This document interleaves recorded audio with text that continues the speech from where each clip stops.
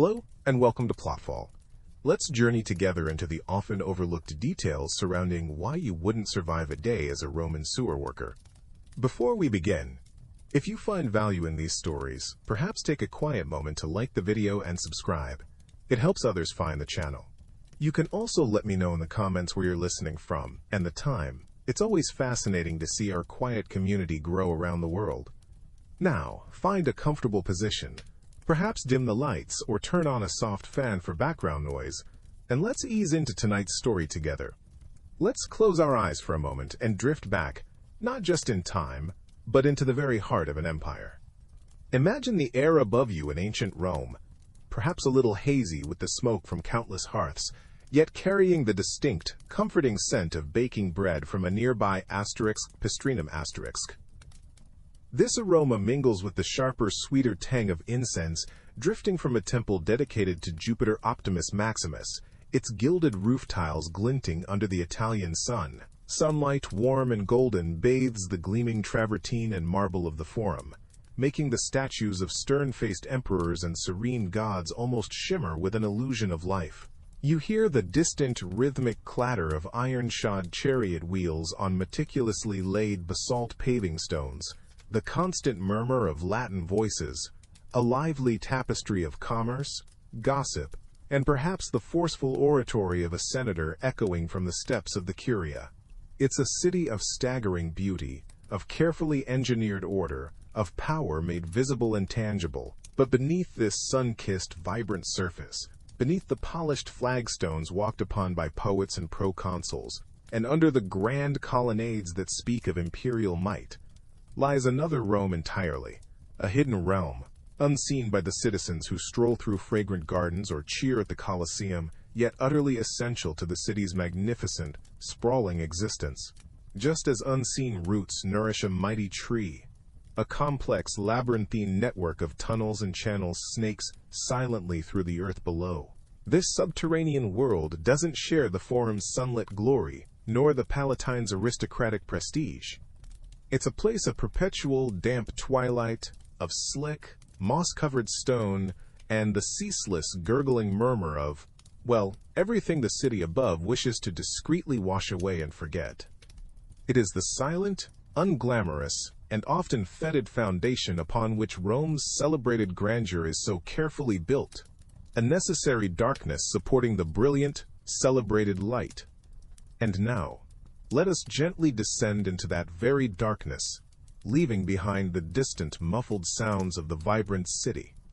Imagine stepping down, not onto polished marble, but onto rough-hewn stone, slick with an ever-present dampness. The air changes almost immediately, growing heavier, cooler, and carrying a pungent, earthy aroma, a complex perfume of decay, stagnant water, and something indefinably ancient. You'd feel the moisture clinging to your clothes, a perpetual chill seeping into your bones.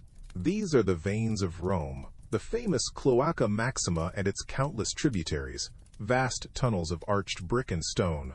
An undeniable feat of engineering, designed to carry away the city's unwanted waters and waste. But for those who toiled within, it was a different kind of marvel. Picture yourself as one of the Astra Curatores Cloacarum, the sewer guardians. Your world is one of perpetual twilight, the only light filtering feebly from occasional manholes far above, or the flickering, greasy flame of an oil lamp casting dancing, distorted shadows on the slimy walls. The sound here is a constant, sonorous companion, the ceaseless gurgle and rush of water, sometimes a gentle lapping, other times a more urgent surge, carrying with it the detritus of a million lives. You might be wading, sometimes knee-deep, sometimes more, in this effluent, the rough stones scraping underfoot, your tools clinking softly against the tunnel sides. The task was vital, clearing blockages, maintaining the flow, ensuring Rome didn't drown in its own success. But the grandeur of the empire probably felt very, very distant from down here. So, who were the souls condemned to this subterranean existence, toiling in the city's underbelly while the grandeur of the empire felt so very distant? It wasn't a position widely advertised in the forum. No eager apprentices lining up for the grim honor of descending into the Cloaca Maxima. For most, this was not a choice, but a sentence, or the absolute final resort against oblivion.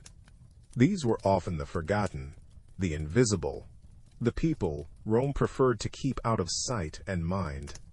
Slaves, of course, formed a significant part of this unseen workforce, their lives and labor entirely owned, their daily suffering largely unrecorded.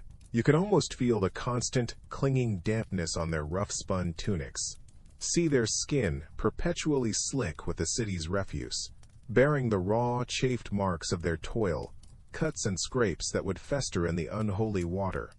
Then there were the condemned criminals, the asterix damnati, sometimes specifically sentenced to such public works.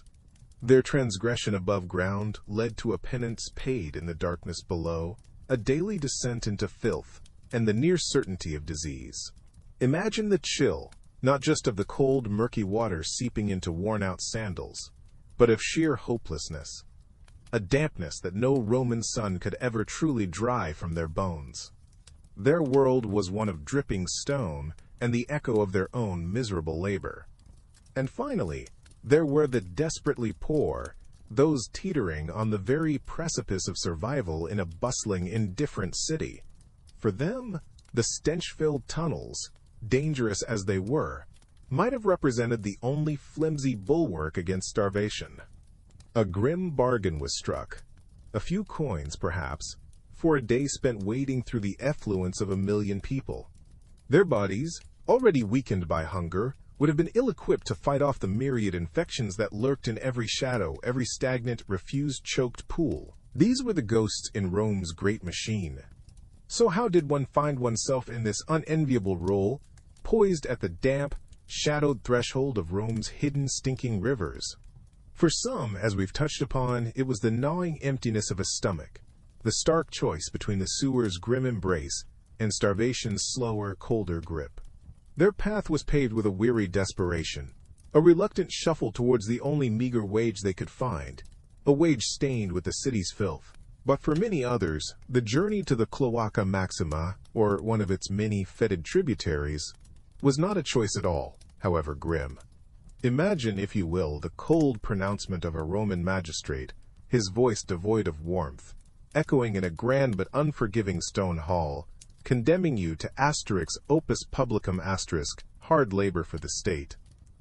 The sentence, perhaps for an unpaid debt that spiraled, a petty crime magnified by circumstance, or simply for being on the losing side of a forgotten political squabble, was a leaden weight. There was no appeal, no gentle negotiation, only the stark, unyielding reality of a future spent in the city's darkest, most unpleasant corners, maintaining the very systems that allowed others to live in blissful, fragrant ignorance far above. Then there were those bound by literal, clanking chains, or the equally strong, invisible shackles of their birth. Enslaved individuals, a vast, unwilling workforce forming the bedrock of Roman industry, could be assigned to any task, no matter how vile. The maintenance of the city's sewers was amongst the least desirable, and therefore often reserved for those deemed most expendable, or perhaps as a particularly cruel form of ongoing punishment. Your life, your labor, your very breath belonged to another, and if that other willed you into the subterranean suffocating gloom, then into that gloom you were thrust. The city's hidden flowing veins became your lightless prison, your squalid workshop, your entire world. Whether by cruel fate or desperate choice, the tunnels awaited. The city above might dream of rosy-fingered dawn, painting the marble temples and grand villas in hues of gold and rose, but your day begins in a different kind of dimness, a deeper, more personal gloom. Long before the first street vendor cries his wares, or the faintest blush of light kisses the Palatine hill, a rough shake from an overseer's calloused hand, or a bellowed, impatient order, rips you from whatever shallow, fitful sleep you manage to find on a lice-ridden pallet. The air in your cramped, shared sleeping quarters, if you could even grant it such a generous term, is already thick, a palpable weight, heavy with the scent of unwashed bodies, stale food, and the ever-present ghostly miasma that clings to your clothes, your skin, your very essence from the tunnels below. It's a smell you carry with you always, a constant, unwelcome companion. There's no gentle stretching, no quiet contemplation of the day ahead, only the immediate, dull ache of existence. The chill of the packed earth floor, or perhaps sodden, reeking straw that offers little comfort, seeps into your bones even before you fully open your eyes. You don't see the sunrise, not really. Your sunrise is the flickering, greasy light of a clay lamp being hastily lit nearby, its smoky flame casting dancing, distorted shadows, or the distant wavering glow of a torch at the tunnel entrance. A false dawn leading only to deeper, stinking darkness. Around you, other shadowy figures stir, a symphony of coughs and groans, the rustle of rags, each body resigned, moving with a weary inevitability towards another day spent wading through Rome's forgotten underbelly. A piece of hard, gritty bread, perhaps stale and tasting of nothing but dust, might be your only solace before you're herded towards the gaping maw of the Cloaca Maxima, or one of its many fetid tributaries, the city's hidden rivers of waste. So, you've accepted the unenviable task of descending into Rome's ancient underbelly, the Cloaca Maxima perhaps, or one of its many smaller, darker veins. Before you take your first tentative step downwards, let's consider your attire for the day. What protective gear do you imagine you'd be issued for such a uniquely challenging environment? A sturdy helmet, perhaps, gleaming dully in the torchlight, to guard against falling debris or an unexpected knock to the head in the low, cramped, and often crumbling tunnels. Thick, impermeable gloves, maybe oil-treated leather, to shield your hands from, well, from everything that lurks in that flowing, fetid river of human and animal waste, of discarded scraps and lost things. Maybe some reinforced, thigh-high boots, a respirator mask woven with special herbs to filter the air, thick with miasma and the pungent ghosts of last night's refuse. It's a comforting thought, isn't it? A modern vision of safety in an utterly unsanitary place. But now, let's gently peel back those expectations.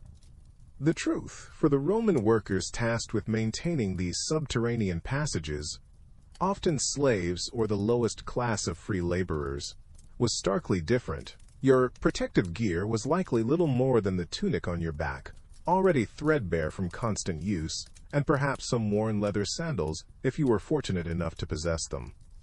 Imagine the immediate, unwelcome embrace of that rough, damp fabric clinging to your skin. The chill of the subterranean air, heavy and clinging, carrying the smell of 1,000 households' waste, a complex perfume of decay, ammonia, and something indefinably ancient, would be your constant companion. No goggles to shield your eyes from the inevitable splashes of murky water. No sophisticated mask against the aerosolized filth that you would inhale with every single breath. Just you, your own resilience, and the raw, unyielding reality of the Roman sewer. So there you are, standing at the threshold of the underworld, with only the thinnest of barriers against its grim embrace. Your attire, if we can be so generous as to call it that, would likely be a single, simple tunic. Picture it. A length of coarse, undyed wool, or perhaps flax, roughly stitched, offering about as much protection from the creeping damp and unseen hazards as a cobweb might offer against a storm. This wasn't a uniform designed for safety, but the basic dress of the Roman lower classes, now repurposed for one of the city's most wretched tasks. Within moments of your descent, that tunic would begin its transformation. It wouldn't merely get dirty. It would become a sodden, clinging testament to your environment. The fabric, already abrasive against your skin, would grow heavy with absorbed moisture. Not clean water, but the cocktail of Rome's leavings. Imagine the chill seeping into your bones. The constant dampness, a miserable companion that never leaves your side. Each brush against a slimy wall, each drip from the unseen ceiling would embed more grime, more of the sewer's essence, into its very fibers. This garment would offer no shield from scrapes against rough-hewn stone, nor any barrier to the myriad of unseen things that might lurk in the murky waters or cling to the tunnel walls. It would become a repository for the day's labor, saturated with the sights, the smells, and the very feel of the sewer. One can only wonder how long such a piece of clothing could even last, or if it simply became a part of the worker, as much an emblem of their toil as the weariness in their eyes. The scent alone, absorbed deep within those threads, would be a constant, unwelcome reminder of the world you inhabited for so many hours. That persistent aroma, clinging to every fiber of your tunic, would be your unwelcome companion, a spectral signature of your daily toil. Now, picture the dawn of another such day. The air above might still carry the crispness of early morning, perhaps the distant scent of wood smoke from a bakery. But as you approach your destination, these familiar comforts begin to peel away. The ordinary hum of the waking city starts to feel distant, almost like a memory you're already leaving behind. The entrance itself is likely unassuming, a deliberate obscurity. It might be a narrow, shadowed archway, barely noticeable between two towering tenements, its stones slick with a perpetual dampness, perhaps a faint greenish tinge of algae clinging to the lower courses. Or it could be a heavy, cast-iron grate set into the cobbles of a quiet side street, its pattern intricate but clogged with debris, a dark stain spreading outwards onto the surrounding stones. There's no grandeur here, no proud declaration of Roman ingenuity, just a functional, almost secretive passage downwards. Standing before it, the first true tendrils of the sewer's atmosphere reach out. A distinct coolness breathes from the opening, a sigh from the earth's belly, carrying with it a subtle, yet unmistakable scent. It's not the overwhelming stench of the depths, not yet, but a precursor, the damp mineral tang of ancient stonework, the faintest whisper of decay, and a peculiar, almost metallic sharpness from unseen waters. Listen closely, and you might discern a low, resonant hum, or the distant, rhythmic drip-drip-drip of water finding its way through unseen cracks, sounds that beckon you into the waiting darkness. The light of the world above seems to shy away from this threshold, painting only the very lip of the abyss.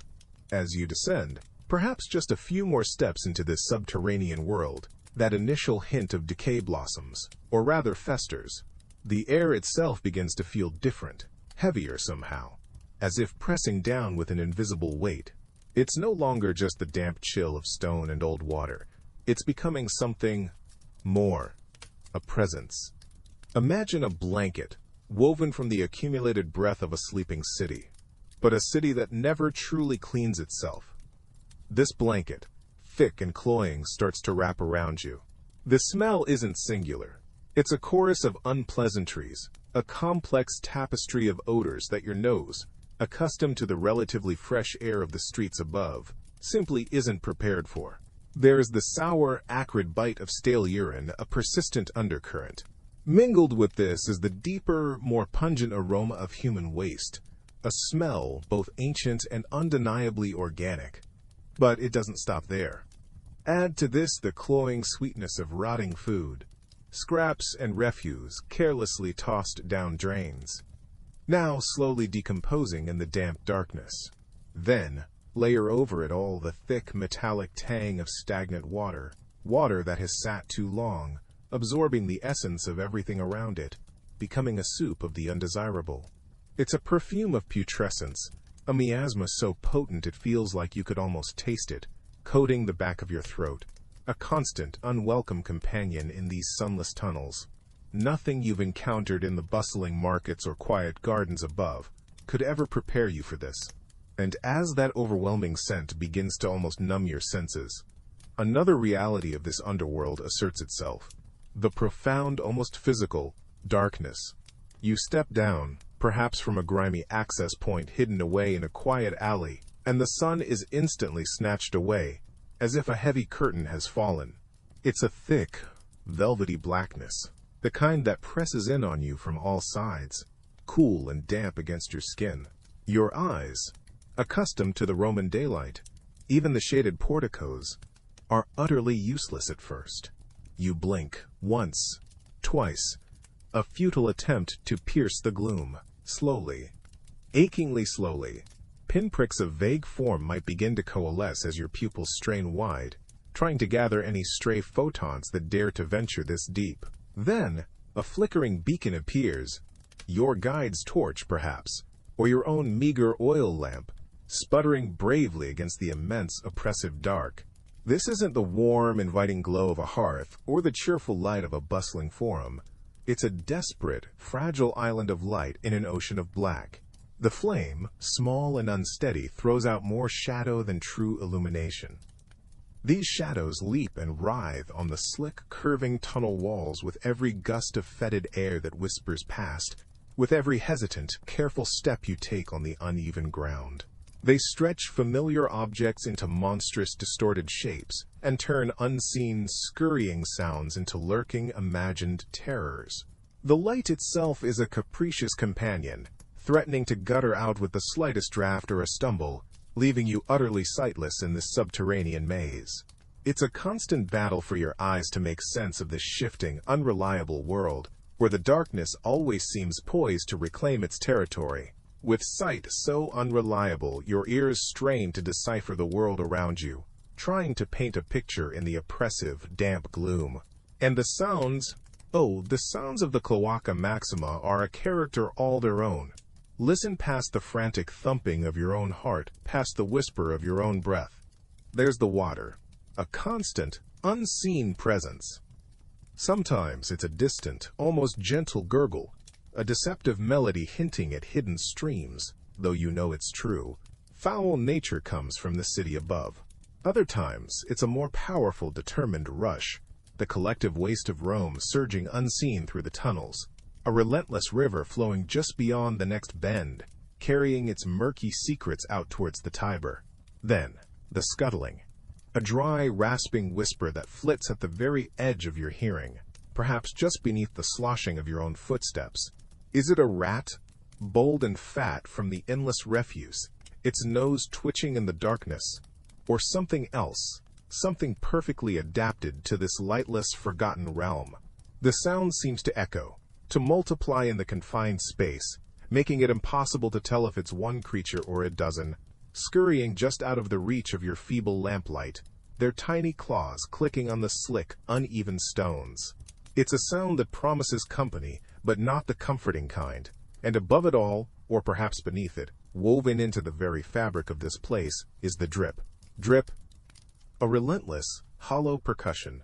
Water seeping through mortar that's centuries old, oozing from cracks in the ancient, unseen ceiling, each drop landing with an amplified splash on the stone floor or into a hidden, stagnant pool. It's a constant, almost maddening rhythm if you let yourself focus on it. A liquid clock ticking away the moments in this cold, forgotten underbelly of a magnificent, sprawling city. From this point of ominous dripping, this forgotten space, imagine you must now filter its depths. Your shift, as it were, is about to begin. There's no grand archway, no welcoming committee. Instead, you might find yourself at the lip of a rough-hewn opening in the stone, a dark maw leading downwards. Perhaps a flickering, tallow-greased torch is thrust into your hand, its smoky light doing little more than teasing the oppressive blackness below, casting, dancing, distorted shadows that writhe like living things on the damp walls. Your descent begins. Forget sturdy, well-maintained steps. Picture instead a crude ladder, its wooden rungs swollen and slick with a generations-old patina of algae, filth, and who knows what else. Each rung, as your hand closes around it, feels cold, perhaps yielding slightly under your weight, and unpleasantly damp, the slime an ever-present threat to your grip. You brace yourself, one careful foot after another, into the deepening gloom. The faint light from the world above shrinks to a distant, mocking star, then winks out entirely, surrendering you to the subterranean night. The air changes with each downward step, growing thick, heavy, and carrying a complex, deeply unsettling bouquet of smells that catch at the back of your throat. A damp earthiness mingling with something sour and profoundly organic. It's cold down here. A pervasive, damp chill that seeps into your bones. A stark contrast to the Roman sun you've left far, far behind. The only sounds now are your own cautious, shuffling movements. The scrape of your worn sandals against the slimy stone if you brush the wall, and that relentless, echoing drip, now seeming to count down your descent into the city's true underbelly, a suffocating, Stygian darkness. That suffocating, Stygian darkness is now complete.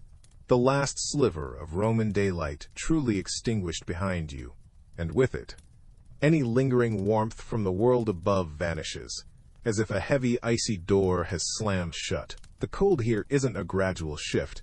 It's a sudden, unwelcome immersion, a damp, penetrating chill that wraps around you like wet grave shrouds. It seeps through the thin fabric of your tunic almost instantly, transforming it from a meager covering into a cold, clammy second skin that clings unpleasantly. You can feel it in your bones, a deep, aching cold, quite unlike anything the sun-drenched streets of Rome could ever prepare you for.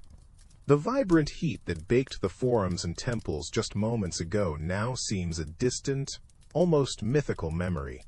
Down here, the air itself is heavy, saturated with moisture that carries the chill directly into your lungs with every breath you draw. Your fingers, gripping whatever rudimentary tool you've been given, quickly stiffen, and a shiver traces its way up your spine, not from fear alone, but from this profound, unrelenting iciness. This isn't the clean, sharp cold of a winter's day. No, this is the stagnant chill of the deep earth, of places that have never known the sun. It's a cold that whispers of decay and forgotten things, settling into your joints with a weary persistence. You might find yourself wondering if the sun's embrace will ever feel quite the same again, should you make it back to the surface, if this subterranean dampness will ever truly leave your marrow. That deep, persistent chill is now joined by another immediate, unwelcome sensation as you try to find your footing. There's no solid, reassuring earth beneath your worn leather sandals, no comforting predictability to the ground. Instead, each step is a treacherous negotiation. The stone or brickwork of the tunnel floor, itself ancient and uneven, is lost beneath a thick, yielding carpet of, well, everything you'd imagine a Roman city might discard into its underbelly. Imagine a surface that refuses to be still, that shifts and slides with a sickening, viscous embrace around your ankles. It's inches deep, this primordial ooze, a grotesque tapestry, woven from centuries of waste, spoiled food, animal remains, and the general detritus of a bustling metropolis. The texture is a horrifying blend, part slick, like oil-covered mud that offers no purchase, part gritty with undissolved solids that scrape against your skin, and part strangely yielding, like stepping into a bog of unimaginable, clinging composition. With every hesitant movement your feet sink slightly, the muck attempting to claim your footwear, perhaps even your balance, with a cold, greedy suction. The dim, flickering light from your meager oil lamp would only reveal shifting, grotesque shapes and an oily sheen on this awful, flowing carpet. It isn't merely dirt. It's an unliving testament to the city above, a slow-moving river of refuse that clings and pulls with a surprising weight. You'd learn quickly that stability here is a forgotten luxury, a distant memory from the sunlit world, each step a gamble against the mire. Above that treacherous floor, the world closes in, a suffocating embrace of ancient stone. The tunnels themselves, from an engineer's perspective, might be marvels, sturdy arches, enduring Roman construction.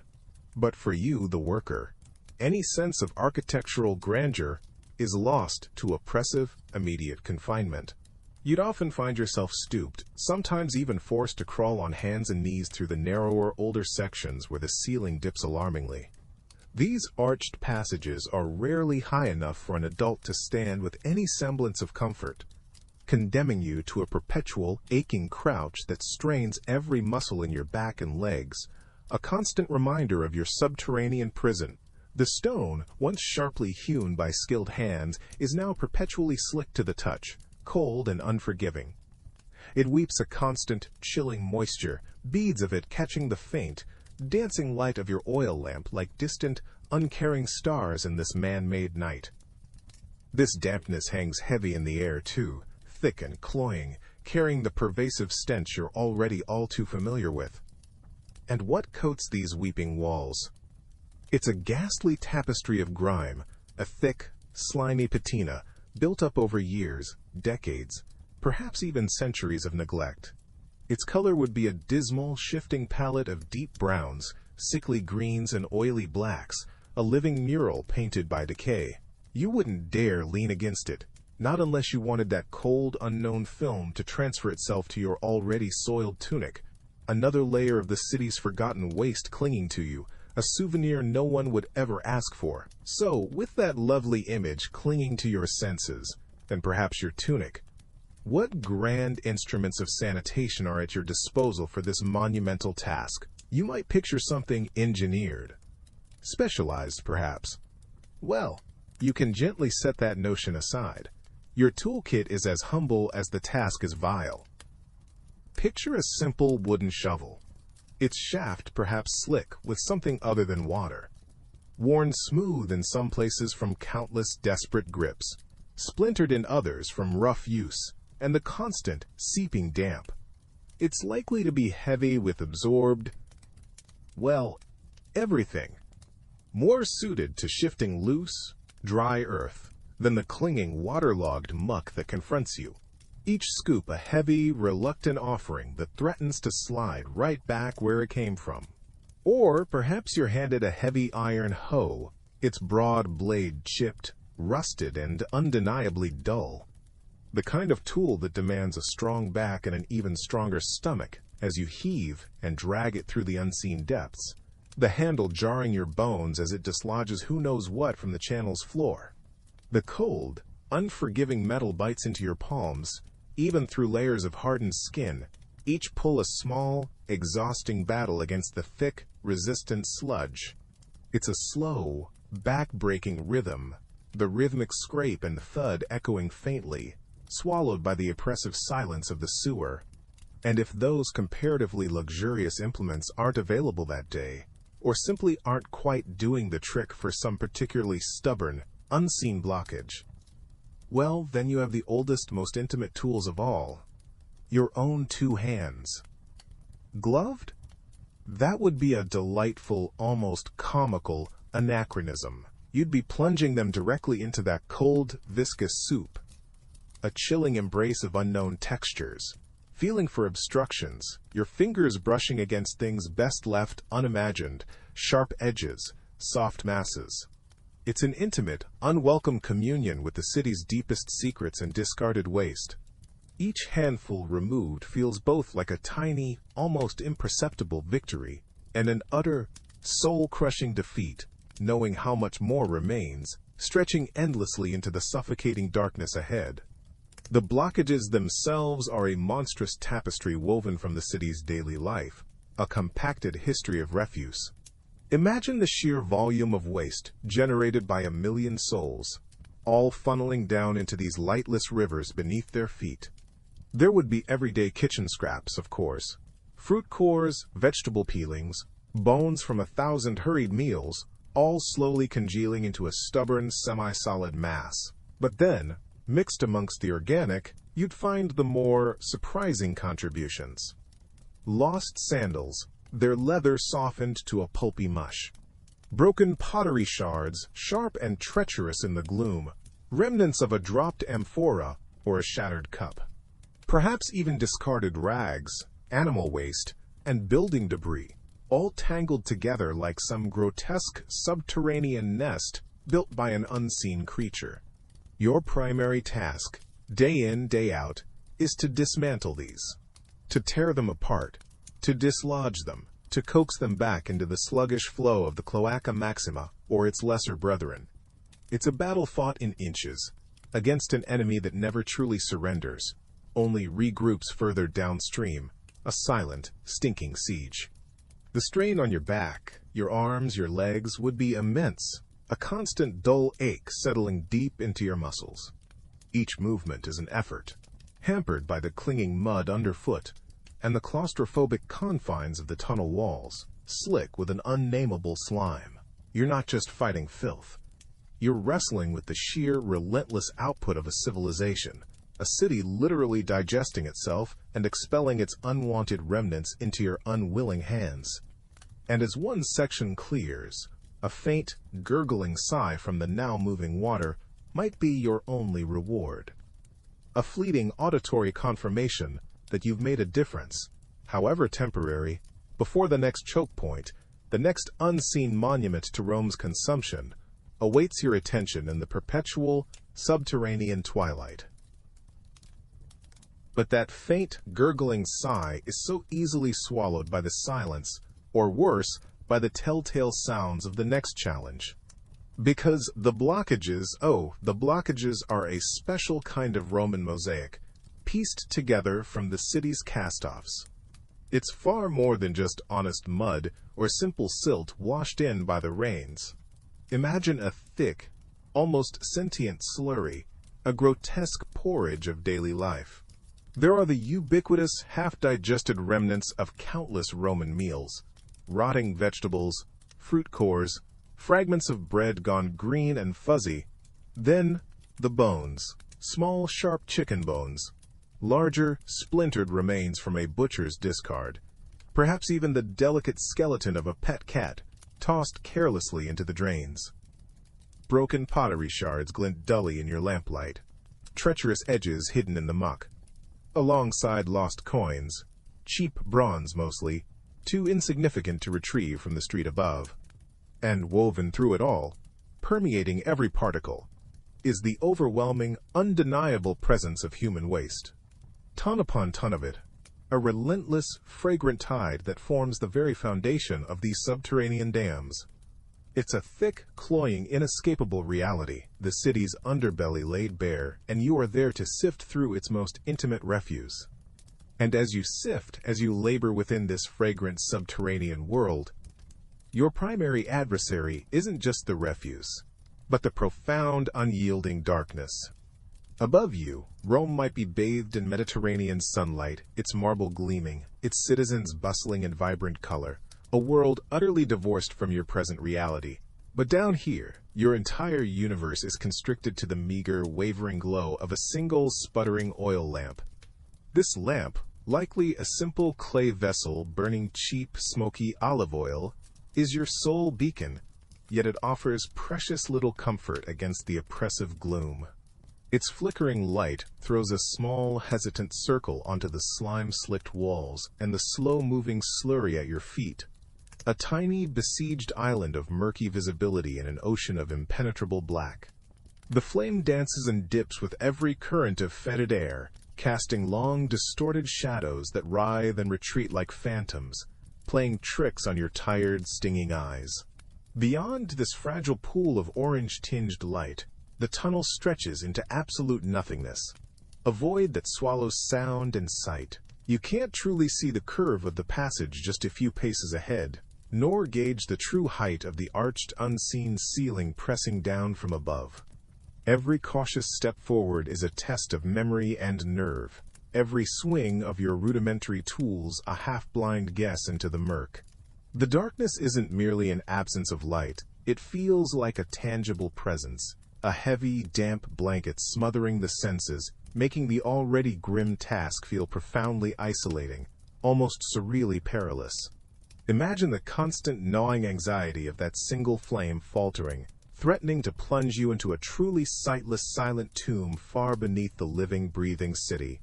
Beyond the oppressive darkness, there's the raw, unyielding demand on your body. Every movement you make, every shift of weight, is a battle fought in near-total blackness. Your muscles, even those you didn't know you had, begin to scream in protest almost immediately. There are no ergonomic considerations here, no thought given to your comfort or well-being. It's just you, the unyielding stone, and the crushing weight of the task, performed in conditions that defy modern imagination. Imagine contorting your frame for hours, wedged into a narrow passage, perhaps a tunnel barely wide enough for your shoulders to pass. You might be bent double, your spine protesting with every shovelful of sludge, or perhaps stretched out precariously, arm deep in the cold muck, to dislodge a stubborn blockage. And all the while you're standing, or more accurately, waiting. The water, if you can call it that, a thick, viscous soup of everything the city above has discarded, climbs relentlessly from your ankles to your knees, sometimes even to your waist. Its chill seeps into your bones, a damp, persistent cold that no amount of exertion can truly dispel. This isn't a quick sprint, it's a marathon of misery, hour after grinding hour. The strain isn't just acute, it's cumulative. Each push, each pull, each awkward lift in the cramped, slippery conditions adds another layer to the bone-deep weariness. There are no breaks to stretch in fresh air, no moment of respite from the reek and the gloom. Your body becomes a map of aches, a testament to the relentless, thankless labor that keeps Rome from drowning in its own refuse. And as the day, or rather the shift, wears on, the sheer physical exhaustion becomes a heavier burden than any tool you carry, a constant grinding presence in the oppressive, unseen depths. That heavy burden of exhaustion settles deep, a companion to the constant damp chill, and it begins to manifest quite acutely in your hands. Picture them, if you will, not as you know them now, but as tools, perpetually slick with something indescribable, gripping a rough wooden shaft or a length of coarse rope. The skin, even if hardened by days of such labor, would be rubbed raw, protesting with a fiery, persistent sting against the relentless friction of dragging unseen, unyielding weights through the narrow channels. Every heave, every drag of resistant sludge sends jarring vibrations up your arms. Your shoulders would burn with a deep, insistent ache, the muscles screaming from the strain of pulling against something that simply doesn't want to move. It's a peculiar, grinding sensation, this resistance, a battle fought inch by painstaking inch in the near-total darkness. Your sinews would feel stretched taut, like over-tightened bowstrings, trembling with the constant effort. And then there's your back. Oh, your poor aching back. Stooped for hours in the low, arched confines, it would become a focal point of misery. Each vertebra would feel like a hot coal, a constant, dull throb radiating outwards. The simple act of trying to straighten, even for a moment, would be a distant, almost unimaginable luxury. Your limbs, too, would protest, muscles strained from bracing against slippery stone, from the sheer, unglamorous slog of it all. This isn't just tiredness. It's a systematic dismantling of your physical comfort, piece by aching piece. But the aches, the strains, those are almost expected companions in such a place. It's the dampness, however, that truly insinuates itself, a chilling, unwelcome presence that clings closer than a shadow. Picture it. A constant, seeping moisture, not from a sudden deluge, but from the very air and the weeping stone that surrounds you. It would saturate your rough-spun tunic, already a coarse burden, now heavy and sodden, chafing relentlessly against your skin. Your hair would be plastered, cold and lank, against your neck and forehead. Your fingers, perpetually wrinkled and pale, would likely ache with a deep, penetrating chill that no amount of friction could dispel. This isn't the cleansing damp of a summer rain. Far from it.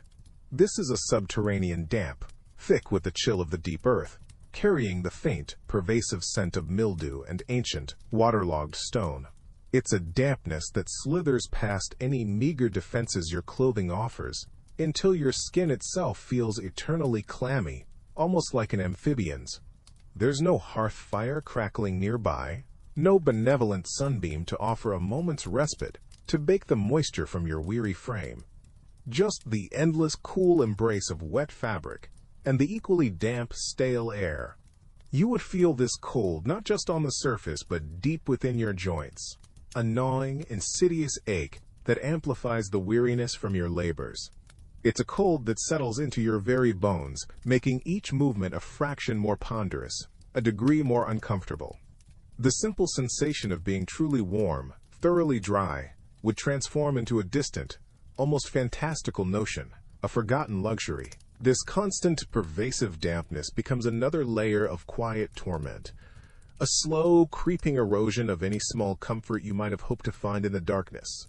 Beyond the clinging damp and the bone-deep chill, another, more insidious assault begins with every breath you take. Imagine the air itself, not as the clear, life-giving medium you know, but as a tangible, almost suffocating presence. It's thick, heavy, and carries a complex bouquet of odors that would make your eyes water and your stomach churn. The sharp, biting sting of ammonia, rising from unseen sources, mixes with the unmistakable rotten egg signature of hydrogen sulfide, bubbling up from the decaying effluents below.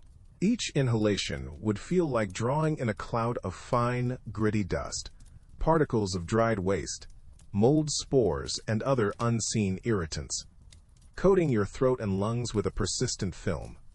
The simple act of breathing, something so automatic, so thoughtless in our modern world, becomes a conscious, labored effort within these ancient tunnels. Your chest might feel tight, a persistent, dull pressure, as your body struggles to extract enough vital oxygen from the poisoned atmosphere. Perhaps you would instinctively try shallow breaths, hoping to minimize the intake, but the work demands exertion, and soon you would be gasping, pulling in more of the very foulness you wish to avoid. There is no fresh breeze down here, no cleansing dust to offer even a moment's respite. Just the same, stagnant, recycled air, growing ever more toxic with each passing hour, making every drawn breath a quiet, unacknowledged risk. Beyond the suffocating air you've been breathing, heavy and stale, is not the only unseen peril lurking in these subterranean veins of Rome. There are other, more specific ghosts in the machine, as it were, silent companions to the filth and the gloom. These are the gases, born from the endless, unseen decomposition happening all around you, in every sticky patch of waste and every stagnant pool, an invisible miasma forming a constant, unwelcome atmosphere within these lightless passages. Imagine the sheer volume of organic matter slowly surrendering its structure down here. Discarded food scraps from bustling markets above, human waste from countless households, perhaps even the occasional unfortunate animal, all stewing together in a grim, perpetual soup. This slow, relentless decay, a constant biological process, releases various gases, but one of the most significant and insidiously dangerous is methane. And here's a rather cruel trick of nature. Pure methane, in its elemental form, carries no warning scent. It doesn't announce its presence with a telltale odor like some of its more pungent brethren. It simply is. A colorless, odorless cloud seeping from the muck, gradually replacing the already meager oxygen. This invisible methane, while not immediately choking in the same way as other vapors might, carried a far more explosive secret. It is highly flammable. And what do you, a Roman sewer worker, rely on to pierce the oppressive, crushing darkness? A flickering oil lamp, most likely, its tiny flame casting dancing shadows on the slick walls. The slightest disturbance, a dropped tool creating an errant spark against stone, or the lamp itself being jostled in the cramped confines, could be enough. Enough to ignite the accumulated methane, transforming the confined tunnel into an instantaneous furnace. One moment, the damp chill and the drip, drip, drip of water. The next, a terrifying, all-consuming bloom of fire. A swift, brutal end, delivered by an enemy you never even knew was there. But fire wasn't the only invisible assailant lurking in those subterranean passages, no. Even if you somehow sidestepped the threat of a fiery demise, the air itself remained a treacherous companion. Imagine, if you will, that heavy, cloying atmosphere, already thick with the scent of human waste and decay. Now, add to that miasma the unmistakable, deeply unpleasant perfume of rotten eggs. This was the calling card of hydrogen sulfide, a gas both potent and profoundly deceitful. At lower concentrations, it was merely another foul assault on your senses, a constant, nauseating reminder of where you toiled. But this was a poison that worked quietly, insidiously, and here the real cruelty of hydrogen sulfide revealed itself. Breathe in enough of it, and it would begin to deaden your sense of smell. The very warning system nature provides, silenced, you might even think the stench was fading, a small, welcome respite. In reality, the danger was escalating, the gas thickening around you, unseen, unheard now, but working its toxic magic. Perhaps a wave of dizziness would be the next sign. A sudden weakness in your limbs as you hauled another basket of filth. Your vision might blur, your breath catch, as this invisible enemy stealthily stole the life from the air, and then, from you. It's a grim thought, isn't it? To be overcome not by a sudden catastrophe, but by the very air you needed to survive, an air that first warned you, then cruelly silenced its own alarm. A slow, creeping malaise, as the very environment you toiled in sought to unmake you, breath by breath. But the unseen gases, those silent partners in your subterranean toil, held more than just a slow, suffocating embrace.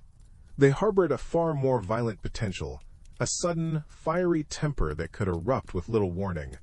Imagine, for a moment, the fragile glow of your oil lamp, its small flame dancing bravely against the crushing darkness. This tiny beacon, perhaps your only comfort in that Stygian gloom, could also be the very thing that sealed your fate, a tiny sun in a world that preferred absolute night. The buildup of methane, a natural byproduct of all that decaying matter you were so diligently clearing, was a constant, invisible companion. A stray spark from your lamp, or even the grating of a metal tool against stone at just the wrong moment, could be enough. In an instant, the air itself would become your enemy, igniting with a terrifying, concussive roar. A flash of brilliant searing light, a wave of pressure that could throw you against the slick, unyielding walls, or bring tons of ancient Roman masonry crashing down upon you. One moment, the rhythmic slosh of waste.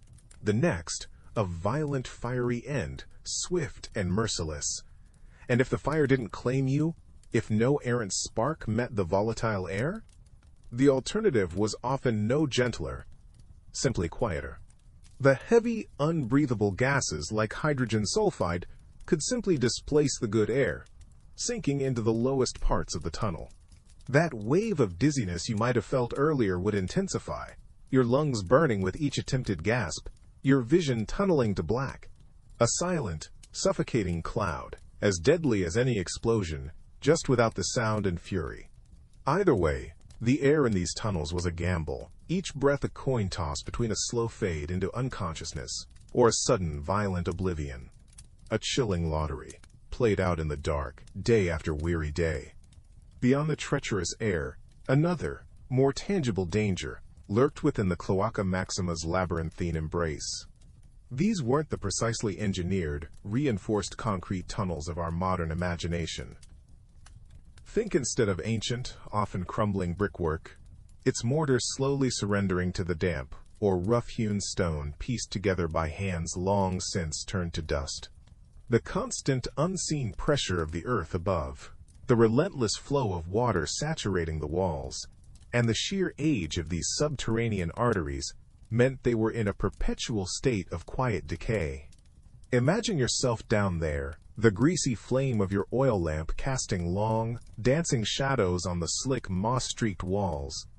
Every so often, a dislodged pebble might skitter down from the arched ceiling, a tiny, ominous greeting. Or perhaps a faint, dry, grinding sound, stone shifting against stone, almost imperceptible beneath the relentless gurgle of effluent. You might feel a subtle looseness underfoot, a section of the floor that seems to sigh beneath your weight. These were the whispers of instability, the quiet announcements that the tons of Roman earth and bustling cityscape above were slowly, inexorably trying to reclaim the space you occupied. A partial collapse might not be the dramatic, thundering cascade you see in films.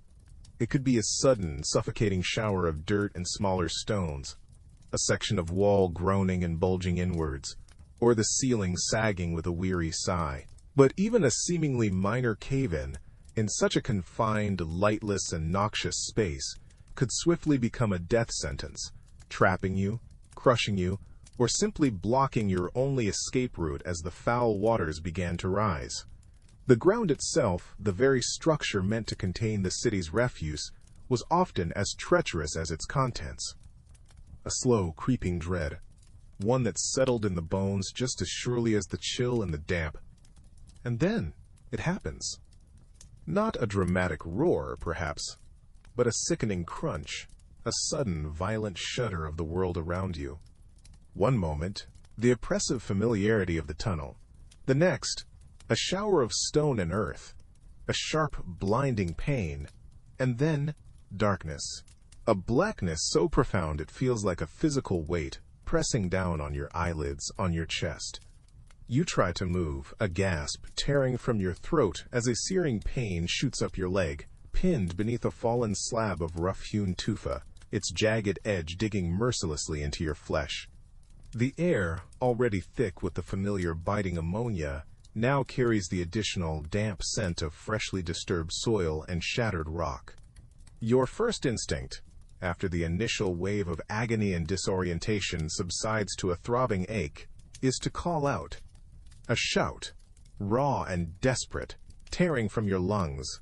It echoes, just once, short and sharp, swallowed instantly by the unyielding stone and the indifferent, dripping silence that follows. You try again, louder this time, your voice cracking with a rising tide of panic. But the tunnel, your lightless prison, offers no reply, no comforting shout in return. Somewhere far above you, through tons of earth and bustling cityscape, Rome continues its ceaseless hum, utterly oblivious. Down here, in the suffocating embrace of the earth, your pleas are just whispers lost in a subterranean maze. The cold, slick muck, that constant, unwelcome companion, seems to creep a little higher around your trapped limb, a chilling, almost imperceptible reminder that time, and perhaps the rising fetid water, is not on your side. Alone, injured, with the unseen, scuttling denizens of this underworld. Your only company, the true, quiet horror of your predicament begins to dawn, settling heavier than any stone. The feeling of that cold, fetid water lapping higher is a constant, dreadful promise. But sometimes, the underworld delivers its threats with a terrifying immediacy, a sudden, brutal punctuation to the quiet drudgery of your shift. Imagine, if you will, the sky far above, a canvas Rome rarely considers in its daily churn, deciding to unleash a torrent. A summer storm, perhaps, or just one of those days when the heavens simply open with unrestrained generosity. Down in your narrow, lightless corridor, the first sign might be utterly deceptive. A subtle shift in the air pressure, a faint, almost imperceptible rumble that you might initially dismiss as the city's usual groans, or perhaps the distant passage of a heavy cart. But this sound grows, a deep bass note vibrating through the slick, mossy stones, through the very muck beneath your worn sandals, a sound that speaks of immense, gathering power. There's no gradual warning, no gentle swell heralding its arrival. Instead, it's a roar, a hungry beast of water suddenly awakened and unleashed into the confined space.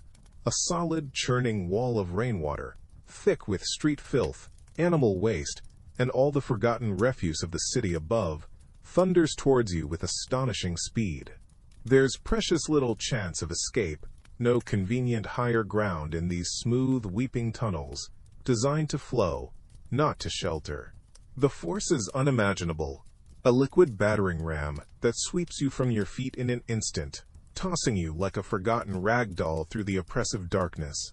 The cold is a profound shock, stealing your breath, as your world dissolves into a maelstrom of churning water, unseen debris, and the crushing, indifferent power of the flood.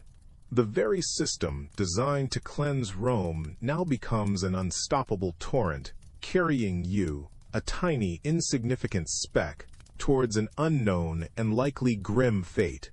And even if, by some miracle, you clung to a protruding stone, or found a momentary eddy in that cataclysm of rain-spawned water, the Cloaca Maxima had other, more domestically sourced surprises in store for its diligent caretakers.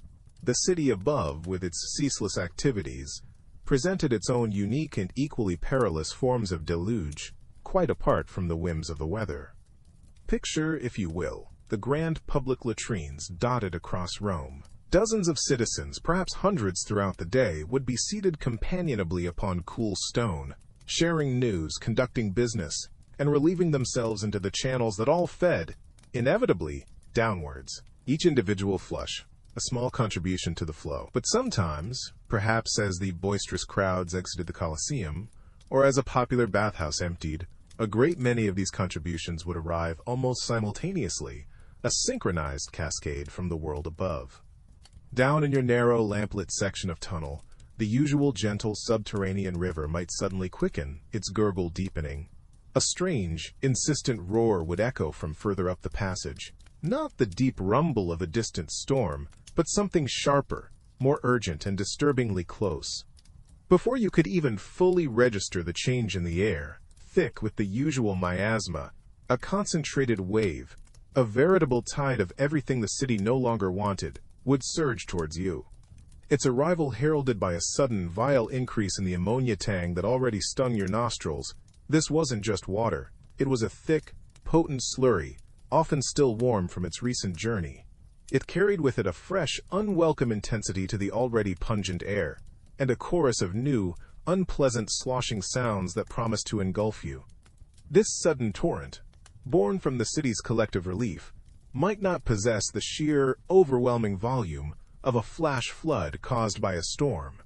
Yet, its concentrated force in a confined space could be just as treacherous, easily knocking you from your precarious footing, slamming you against the slick, slimy walls, the impact jarring your teeth, the foul liquid trying to force its way past your lips.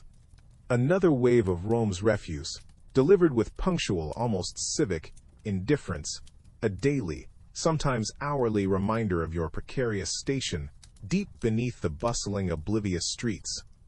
But perhaps even more insidious than these sudden, choking surges of waste was the ever-present threat of simple, unadulterated disorientation. Imagine for a moment that the immediate rush subsides, leaving you spluttering in the near-total darkness. Your meager oil lamp, assuming it hasn't been doused or dropped in the panic, casts only a tiny, trembling circle of light, a fragile island in an ocean of black. The Cloaca Maxima and its myriad branching tunnels were not built with clear signage in mind, nor were they designed for easy navigation by the unfortunate souls tasked with their upkeep. These were not neatly mapped avenues, but a chaotic, organic growth of passages, often barely distinguishable one from another, slick with algae and worse. A wrong turn, a moment of inattention, and the familiar, echoing drips, or the distant scrape of a fellow worker's tool could fade into an unnerving absolute silence. Each archway, each bend, would begin to look terrifyingly similar. There are no comforting landmarks down here, no sun to orient yourself, only the cold, indifferent stone and the ceaseless, mournful gurgle of Rome's digestive processes winding their way towards the Tiber. The realization that you are truly lost, deep within this stone intestine of the city, would be a chilling one. Panic, a slow, cold dread, would begin to creep in as your lamp flickered, threatening to plunge you into a darkness so complete it felt like a physical weight upon your chest. Shouting would only send your voice bouncing back from the oppressive, unseen walls, a lonely, desperate sound quickly absorbed by the endless, damp gloom. To be lost here was not just an inconvenience. It was a quiet, terrifying prelude to a lonely end, far from the oblivious bustle of the world above. And as that precious, sputtering flame cast its wavering light, painting grotesque, dancing shadows on the glistening slime-coated walls, the full weight of your isolation would press in. There was no helpful parchment scroll tucked into your damp tunic, no reassuring map detailing this Stygian labyrinth. The Roman engineers, so meticulous above ground, offered no such kindness here. No chiseled signs at junctions, not even a crudely scratched arrow pointing towards an exit, just an endless repetition of stone and shadow. The world above, with its sun-drenched forums and orderly streets, felt a million miles away, a forgotten dream. Your sole compass in this echoing subterranean world was the faltering map etched into your own memory. A fragile human recollection tasked with charting countless near-identical tunnels, their floors slick with unseen hazards, their air thick with the cloying scent of centuries of waste. Imagine the quiet dread that accompanied every turn, the constant internal whisper. Is this the way I came? Or does this archway lead deeper into the unknown? One forgotten passage, one moment of disorientation, and the thread of your return could snap. The cold, damp stone against your hand, meant to steady you, would offer no comfort, no familiar texture to guide you back. Your flickering oil lamp, then, wasn't merely a source of feeble illumination in the oppressive dark. It was the keeper of your internal compass, the fragile beacon by which you navigated the treacherous geography of your own mind. Each drop of oil consumed was a moment closer to potential oblivion. Should that flame die, truly extinguish, the darkness wouldn't just steal your sight. It would rob you of direction itself, leaving you utterly adrift in a silent, indifferent underworld. A chilling prospect as you now let your own senses dim and drift gently towards sleep. And as that darkness pressed in, threatening to steal your bearings, it also concealed an army of far more insidious foes, ones your flickering lamp could never reveal. Beyond the risk of a misplaced step or a crumbling brick, the true persistent threat in these Roman conduits was microscopic, an unseen legion thriving in the pervasive damp and filth. Imagine for a moment the water itself. Not clear, not even merely dirty, but a thick, slow-moving slurry of everything a bustling ancient city discarded. A chilling brew of waste and runoff. The air you'd breathe, heavy and close, would be a character in itself, a damp, clinging shroud. It carried not just the eye-watering ammonia or the base notes of human and animal waste, but countless bacteria, viral agents, and the almost invisible eggs of parasitic worms, all swirling in that murky, tepid water that lapped around your worn leather sandals, or worse, seeped into any unfortunate tear. Every splash, every accidental brush of your hand against a slimy wall, every small abrasion against the rough-hewn stone was an open invitation for these invisible invaders. Your meticulously sanitized modern system, accustomed to filtered water and an abundance of soap, would likely find itself staging a rather dramatic protest, overwhelmed almost immediately by this onslaught. Diseases like dysentery, typhoid, cholera, and relentless skin infections were not just abstract risks. They were daily companions, grimly familiar to those who toiled in the Cloaca Maxima and its many dark tributaries. It's a quiet testament to a different kind of human resilience, or perhaps a grim acceptance of an unfortunate lot, that anyone endured such conditions for long, breathing in that potent cocktail of unseen perils with every laborious subterranean shift. Indeed, within that murky, endlessly flowing tide, an invisible, yet profoundly potent, army of microbes waged its silent, relentless war. Imagine, if you will, the water itself. Not some clear, babbling brook, but a thick, brown, viscous soup, clinging insistently to your skin, feeling almost greasy, seeping with chilling certainty into any tiny, unnoticed cut or abrasion. In this shadowed, damp environment, specific microscopic terrors thrived with grim enthusiasm. Think of E. coli, a bacterium whose name might sound familiar, but here, in its most unrestrained and ancient form, it was a primary instigator of vicious, relentless dysentery that would leave its victims utterly weakened, hollowed out, and dangerously dehydrated. Then there was Salmonella, lurking unseen within the sludgy depths, a silent conspirator ready to unleash the burning fevers and agonizing twisting pains of typhoid upon an unsuspecting system, a sickness that could linger for weeks, stealing strength day by day. And let's not forget Shigella, another insidious harbinger of severe dysentery, sometimes presenting with such ferocity that it mimicked the terrifyingly rapid dehydration and collapse associated with cholera. These weren't just abstract medical terms. They were microscopic agents of profound misery, swirling constantly in the very water you waded through, particles of them likely clinging to the rough-hewn stone walls, and carried on the heavy, damp, fetid air that you would have no choice but to breathe. Each splash, each moment of prolonged contact, was an unspoken gamble with debilitating illness, a slow, unwelcome absorption of potential sickness into your very being. A constant, unseen, and utterly pervasive threat within those dim, echoing tunnels beneath the grandeur of Rome. And it wasn't just the bacteria, those relatively more substantial invaders we've just considered. Lurking alongside them, even more infinitesimal, almost spectral in their simplicity, were the viruses. Imagine these not as complete living cells, but as tiny, ghostly packets of rogue instruction, drifting invisibly in that same foul water, clinging with unseen tenacity to the slick, algae-coated slime on the walls. They were silent, patient architects of illness, needing only the most fleeting opportunity, the smallest breach in your body's natural defenses. Perhaps it was a swallowed droplet of that murky, sediment-rich water as you gasped for air in the oppressive humidity, the taste acrid and instantly regrettable. Or maybe it was a tiny, unnoticed scratch on your hand, scraped raw as you braced yourself against a rough-hewn, perpetually damp stone, the virus then seeping in like a malevolent whisper. These viral agents, perhaps carrying precursors to ailments we'd now recognize, like debilitating forms of hepatitis from the contaminated effluents, or relentless viral gastroenteritis, were often more subtle in their initial assault.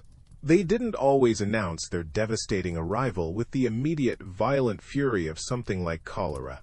Instead, they could settle in, a slow, insidious burn of illness, gradually sapping your strength over days or weeks, perhaps yellowing your eyes, turning your insides to a constant, dull, draining ache.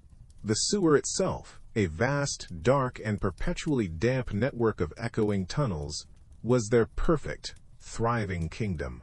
Every rough surface, every stagnant, pooling puddle reflecting the meager torchlight, every waft of heavy, fetid air, was a potential reservoir, a microscopic minefield just waiting. You, the worker, moving slowly and carefully through this subterranean realm, were simply a warm, tragically unwitting host, a convenient, breathing vehicle for their silent, continued existence, utterly unaware of these specific invisible assailants. And chief among these invisible assailants, the silent, insidious threats you'd face, were the parasites. Imagine, if you will, the constant dampness seeping into your worn leather sandals, or perhaps you're wading barefoot through certain sections, the rough stone scraping unseen against your skin. Every minor cut, every abrasion, became an open invitation for microscopic organisms, tiny invaders eager to make a home within you. More directly, a moment of desperate thirst, a careless splash of murky water near your mouth while hauling a heavy basket, and you could ingest the eggs of intestinal worms. These weren't the swift, dramatic illnesses that might strike down a legionary on campaign. No, these were the slow, creeping afflictions. Roundworms, whipworms, perhaps even tapeworms, taking up residence in your gut, quietly siphoning away your nourishment. You'd feel a persistent, gnawing emptiness, a fatigue that no amount of rest could truly dispel. Your already meager diet would become even less effective, as these unwelcome guests feasted first. The discomfort would become a constant companion, a dull ache, a bloated feeling, a persistent itch that spoke of things living and thriving where they shouldn't. Over months, perhaps years, they would steal your vitality, leaving you weakened, anemic, and more susceptible to every other malady the city's underbelly could conjure. There was no sudden collapse, just a gradual, debilitating decline, a slow fading orchestrated by creatures too small to see, yet powerful enough to unravel a life, one stolen nutrient at a time, deep beneath the bustling Roman streets. Beyond the slow, unseen theft by parasites, there were more immediate, more visible dangers lurking in the damp, rough-hewn tunnels beneath Rome's grandeur. Let's imagine for a moment you're down there, shoulder-deep in the cool, murky current, your hands raw from hauling sodden debris or scraping at centuries of accumulated grime. The stone walls are jagged, unforgiving. Perhaps you snag your arm on a protruding rock, its sharp edge tearing through your tunic and skin. Or maybe a broken piece of discarded amphora, sharp as glass and embedded in the slick, unseen muck, slices through your worn leather sandals and into the soft flesh of your foot. A minor cut, you might think, something you'd barely notice on the surface world, easily washed. Perhaps a little wine dabbed on it and then forgotten. But here, in the constant oppressive dampness of the cloaca maxima, that tiny break in your skin isn't minor at all. It's an open invitation, a gaping doorway flung wide for every unseen horror swimming in that fetid, flowing water. The water itself, a murky soup of human waste, animal remains, runoff from tanneries and butcher shops, teems with aggressive, unseen life eager for a new host. There are no antiseptic wipes here, no soothing balms, and certainly no miracle drugs like antibiotics. Your body's natural defenses, already strained by poor nutrition and the ever-present parasites, now face a furious, direct onslaught. That small scratch, now throbbing with a life of its own, would begin to redden, to swell painfully. A fiery, insistent heat would spread from the wound, creeping up your limb. Pus, thick and foul-smelling, a sickly yellow-green, would begin to ooze, a grim testament to the battle lost within. Fever would inevitably set in, your teeth chattering in the damp, echoing chill of the sewer, even as your skin burned with an internal fire. Without any way to truly fight the burgeoning infection, it would simply rage, consuming tissue, perhaps leading to the dreaded sepsis, a poisoning of your entire system. A simple scrape, a moment's carelessness above ground, becomes a grim, inevitable death sentence below, another quiet, anonymous casualty swallowed by Rome's vast, unseeing underbelly. Even if you somehow manage to avoid such a dramatic, swift end from a raging infection, the daily reality wasn't much kinder, merely a slower, more grinding descent. Your skin, for instance, would be a constant source of torment, a canvas of misery. Imagine a relentless, deep-seated itch, one that no amount of scratching could ever truly satisfy, burrowing under your resolve. This wasn't the fleeting annoyance of a mosquito bite. This was the maddening itch of skin perpetually damp, perpetually irritated by whatever unseen, unnamed filth clung to the tunnel walls and sloshed around your ankles, a living garment of grime. Tiny nicks and scrapes, unavoidable in the rough, dark environment as you brushed against unseen stone, would stubbornly refuse to heal. Instead, they'd fester into weeping, discolored sores, angry red or a sickly yellow, open invitations for yet more infections, each a raw, painful reminder of your hazardous profession. Recurrent fevers would become your unwelcome, almost constant companions, sapping your strength, leaving you weak and trembling in the clammy air. One day you might feel a semblance of normalcy, a fleeting moment of respite. The next, you'd be shivering with chills, your body once again battling an invisible, pervasive enemy. This wasn't robust health punctuated by occasional illness. This was a baseline of being profoundly unwell, a continuous wearying struggle just to drag your aching body through another shift. Your eyes might be perpetually bloodshot, rimmed with weariness, your breath perhaps carrying the faint, metallic, and unsettling tang of sickness. Every hacking cough, every dull ache in your joints would be a whisper of the sewer's slow, steady claim on your vitality. It's a quiet kind of suffering, this relentless decay, a slow erosion of self, day after miserable, damp day. And it wasn't just the unseen microbes that posed a constant threat in these subterranean rivers of waste, this constant companion to your ill health. You would not be alone down there, not by a long shot, as you waded through the murk. The dim, flickering light of your oil lamp, struggling against the oppressive darkness, would occasionally catch the glint of countless eyes, reflecting back from the deeper shadows, like malevolent stars in a Stygian sky. These belonged to the true established residents of this underworld, the rats. Forget any image of a small, timid field mouse. These were different creatures altogether, grown unnaturally plump, their swollen bodies, sleek with grease and grime, from the unending buffet of Rome's discarded scraps and human filth. Their chittering, a high, nervous sound, and the dry, insistent rasp of their claws on stone would become an unnerving, constant soundtrack to your labors, a symphony of tiny claws skittering just out of sight, a sound that would echo in your ears even when you tried to rest. Imagine the sudden, unwelcome brush against your leg, a dark, furry shape darting past your bare ankle in the near-total blackness, its fur coarse, cold, and undoubtedly damp. A shiver would run through you, a complex mix of revulsion, certainly, but also a spike of genuine, weary fear. A bite from one of these sewer denizens, emboldened by hunger and the darkness, wasn't just a moment of sharp pain. It was a near certain path to a festering wound, to a raging fever, an invitation for yet more sickness to take root in your already weakened body. Each rustle in the darkness, each shadow that flickered too quickly at the edge of your lamplight, would serve as a grim reminder that you were merely a visitor in their fetid kingdom. And the rats, well, they were just the most vocal of your subterranean roommates. Beyond their insistent gnawing and the unsettling patter of their tiny feet, other, quieter horrors lurked, creatures that preferred the silence and the deep, clinging damp. Imagine, for a moment, the cold, unexpected caress against your bare ankle. Not the chill of the water this time, but something smooth, something sinuous, coiling momentarily before vanishing back into the murk.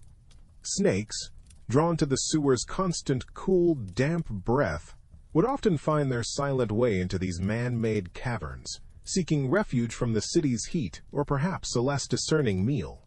A sudden glimpse of scales shimmering in the weak, flickering lamplight, or the sight of a silent, forked tongue tasting the foul air a little too close to your hand, would be enough to send a different kind of chill rippling down your spine. This wasn't necessarily the aggressive threat of a cornered rat, but in the claustrophobic, oppressive dark, any uninvited touch, any unexpected, slithering movement, was a profound jolt to already frayed nerves. Each shadow could conceal a languid coil, a patient hunter. Then there were the insects, not the delicate flutter of a moth caught in a draft, but the robust, determined scuttling of cockroaches, sometimes unnervingly large, their antennae twitching ceaselessly as they navigated the slick, slimy walls. You might hear them before you saw them, a dry, papery rustle in the unseen detritus nearby, or perhaps feel the almost imperceptible tickling prickle of their legs if one was bold or desperate enough to explore the fabric of your tunic. The faint, oily sheen of their carapaces would catch the meager light, creating a moving, unsettling constellation of tiny, unwelcome stars in your personal, fetid underworld. Each encounter, whether with a silently gliding serpent or a legion of skittering insects, was another small weight, another layer of dread, added to the day's already heavy burden. But beyond those dwellers of the damp stone, another kind of multitude would claim your constant, weary attention. Imagine the air, already thick with the miasma of Rome's refuse, now also visibly alive. A living, breathing curtain you had to constantly push through, each movement stirring them further. Flies, in their countless thousands, would form a shimmering, almost viscous cloud around your head, a persistent, buzzing halo of profound irritation. They were an inseparable part of the atmosphere down here. They would be drawn, inevitably, to the moisture of your eyes, clustering at the corners, blurring your already compromised vision. You'd feel their delicate, insistent legs exploring the curve of your ear, venturing into the damp, sweat-matted strands of your hair, a relentless, ticklish torment that never truly ceased, not for a moment. Trying to wave them away would be an exercise in utter futility, a momentary frantic dispersal before they reconvened, undeterred, their tiny bodies bumping against your cheeks and forehead. Each breath might carry the risk of inhaling one, a tiny, unwelcome intruder, a taste of the very filth they feasted upon. They would land on your lips as you tried to speak, taste the meager, often stale bread you clutched for lunch, and dance maddeningly at the very periphery of your vision, a constant, distracting flicker. It wasn't just their presence, but their sheer, unyielding numbers that wore you down, a constant, crawling siege upon your senses. Another almost imperceptible layer of quiet misery added to the subterranean gloom. This wasn't a battle you could ever hope to win. It was simply a fundamental unwelcome condition of your working day, as constant as the damp chill in the air. And it wasn't just the physical discomfort, the relentless drone of flies, that defined your day. There was a deeper, more isolating chill that settled upon you, a coldness emanating not from the damp stone walls, but from the very people you served. For while your labor was utterly essential, the silent, unseen foundation upon which Rome's grandeur and relative cleanliness rested, you, the asterisk cloacarius, the sewer worker, were paradoxically despised. The city above, with its gleaming marble and fragrant temples, owed its hygiene, in part, to your willingness to descend into its underbelly. Yet, emerge into the daylight, perhaps blinking in the sudden sun, caked in the city's refuse, and you would feel it. The subtle shift in the crowd, a ripple of avoidance.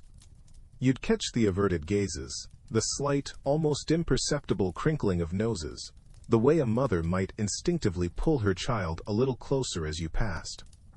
The smell of your profession, a potent, earthy miasma of everything the city wished to forget, clung to you like a second skin, an undeniable olfactory marker of your lowly status.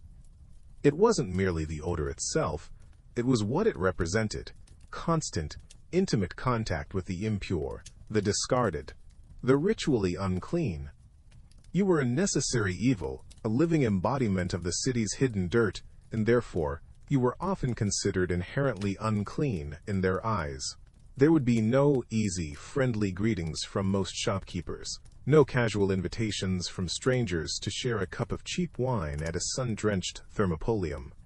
Your very presence was often a muted, unwelcome reminder of what lay beneath the polished surface of Roman life, and for that, you were quietly, consistently shunned. This social grime, far more pervasive and clinging than any physical muck, was a burden you carried long after you'd scrubbed your hands raw with harsh soap and cold water. And that social grime, that invisible mark, was perhaps less about what you succeeded asterisks, and more about what you succeeded were. A walking miasma, a human echo of the city's deepest, darkest secrets. The stench, you see, wasn't just something that clung to your rough-spun tunic while you were down in the echoing, lamplit belly of the Cloaca Maxima. No, it was a perfume far more potent and persistent than any Roman noble's expensive nard or spikenard. It was the smell of decay, of human waste, of stagnant water, and things best left unnamed, and it seeped into your very skin, into the coarse fibers of your hair, becoming a constant, unwelcome companion, an olfactory ghost that trailed faithfully behind you as you emerged into the bright, bustling streets of Rome. Imagine, if you will, trying to buy a simple loaf of bread, the scent of fresh baking a cruel taunt from a world you could observe, but never truly join. As you approached the stall, perhaps a mother would instinctively pull her child a little closer, her nose wrinkling almost imperceptibly, her expression tightening just so. Or a group of citizens, chatting and laughing loudly just a moment before, might fall into a sudden, awkward silence, their eyes flicking towards you with a mixture of distaste, and perhaps a fleeting, quickly suppressed pity, before turning quickly away. A subtle shift in the atmosphere, as palpable as a change in the wind direction. There would be no lingering, no friendly, idle chatter about the weather or the latest chariot races. Just the necessary transaction, conducted with a certain clipped efficiency, a clear desire to conclude the interaction as swiftly as humanly possible. It wasn't necessarily overt hostility, not always. More often, it was this quiet, almost unconscious recoil. A physical manifestation of society's intrinsic desire to keep its distance from the foulness you so vividly represented. This aroma, your unwanted signature, became an invisible wall, isolating you far more effectively than any locked door, leaving you perpetually adrift in a sea of averted gazes and hurried departures. Not. And so, after a day spent navigating those subterranean rivers of filth, after enduring the silent judgment of cleaner citizens, what reward awaited you for such thankless, hazardous labor? If you were a freeman, not a slave condemned to this life, the compensation would have been, to put it mildly, pitiful. Imagine receiving your day's wage. A few small, worn bronze coins, perhaps still faintly carrying the metallic, earthy tang of the underworld you'd just left, pressed into a hand scrubbed raw but never truly clean. These sestertii, or asses, feeling cold and insignificant against your skin, represented your entire claim on the bustling, prosperous city that thrived, in part, because of your unseen toil. This wasn't wealth, it was survival, scraped from the very bowels of Rome, a city of marble and grandeur built upon foundations you knew intimately. The amount would barely cover the most basic necessities, a constant reminder of your precarious position at the very lowest rung of the social ladder. Think of a cramped, airless room in a teetering insula. The rent, always a pressing concern. The thin walls doing little to muffle the sounds of 1,000 other struggles. Consider the cheapest bread, often coarse and gritty, or a thin, watery vegetable stew, more shadow than substance. The grand feasts and flowing wine, the vibrant markets filled with exotic goods. These were spectacles for others, a universe away from your daily reality. Your pittance bought you just enough to keep body and soul loosely tethered, just enough strength to descend once more into the cloaca, when the new day inevitably dawned. It was a grim, unyielding arithmetic, where the value of a human life, or at least your human life, was measured in the smallest, most begrudged denominations, a stark contrast to the opulence your work helped maintain. That meager daily wage, a few tarnished coins for a day spent in Rome's underbelly, might seem a cruel joke. But imagine for a moment that even this grim pittance was a distant dream, a luxury completely out of reach. For many who toiled in these lightless rivers of waste, the enslaved, the condemned, those deemed less than human, there was no wage at all. Their compensation was simply the continued grudging gift of breath for another day's horrific toil. Theirs was a different kind of arithmetic, one where the only sum was suffering. The thin, watery gruel, perhaps laced with scraps even the stray dogs of Rome might ignore, was not payment, but fuel. Just enough calories to drag a heavy, sodden body back into the stinking maw of the Cloaca Maxima. You wouldn't be issued proper tools, perhaps just a rusting spade, or your bare, calloused hands to scrape away at the endless accretion of human refuse. The chill of the perpetually damp stone would seep into your bones, a constant, unwelcome companion, mingling with the ever-present, eye-watering stench that clung to your skin and hair like a shroud. No one above would know your name, or care to. You were a shadow in the service of shadows, a ghost in the machine that kept the gleaming marble city above functioning, its perfumed air untroubled by the realities below. Your existence was a testament to the brutal efficiency of Rome, a system that could build empires and aqueducts on the backs of those it had quite literally thrown away. The only reward for a day's work was the dim, dreadful promise of another, equally wretched, until your body finally, perhaps blessedly, gave out. And beyond the physical decay, the wearing down of muscle and bone, there was the slow, relentless erosion of the mind. Imagine the weight of that isolation, day after day, swallowed by a darkness so profound it felt like a living entity, cool and vast.